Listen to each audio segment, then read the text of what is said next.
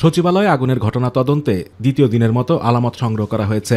ঘটনাস্থল থেকে ছাই এবং পুড়ে যাওয়া বিভিন্ন জিনিসপত্রের অবশিষ্টাংশ সংগ্রহ করা হচ্ছে, সেগুলোর রাসায়নিক পরীক্ষা করা হবে। সিআইডি জানায় 2-3 দিনের মধ্যে এই প্রতিবেদন পাওয়া যাবে। সেই সঙ্গে পুড়ে যাওয়া ভবন ও আশেপাশের ভবনের কিছু সিসিটিভি ক্যামেরার ফুটেজ সংগ্রহ করা হয়েছে, আরও সংগ্রহ করা হবে। সেগুলোর বিশ্লেষণ করেও অনেক তথ্য পাওয়া যাবে বলে জানিয়েছে সংস্থাটি। অগ্নিকাণ্ডের পর সাপ্তাহিক ছুটির দিনেও সচিবালয় ঘিরে রয়েছে কঠোর নিরাপত্তা বলয়। 1 নম্বর ফটক ছাড়া অন্যগুলো বন্ধ। সেনাবাহিনী, পুলিশ ও এপিবিএনের সদস্যরা নিরাপত্তার দায়িত্ব পালন করছেন। সচিবালয়ের আশেপাশে কাউকে দাঁড়াতে দিচ্ছে না আইন শৃঙ্খলা বাহিনীর সদস্যরা।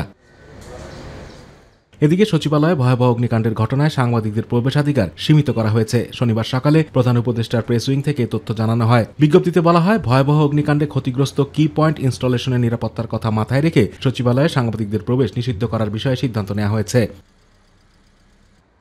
এতে আরও বলা হয়, সরকার শিগগিরই বিদ্যমান প্রেস অ্যাক্রিডিটেশন কার্ডগুলো পর্যালোচনা করবে এবং বাতিল করা বিভিন্ন শ্রেণীর সচিবালয় প্রবেশ পাসধারীরা আগামী 15 দিনের মধ্যে বাংলাদেশ পুলিশের বিশেষ সেলের মাধ্যমে নতুন করে অস্থায়ী প্রবেশ পাসের জন্য আবেদন করতে পারবেন। অসুবিধার জন্য সরকার দুঃখিত এবং সাংবাদিকদের সহায়তা কামনা করছেন বলেও উল্লেখ করা হয় বিজ্ঞপ্তিতে। আতিকুর রহমান তিতাস, মাই টিভি।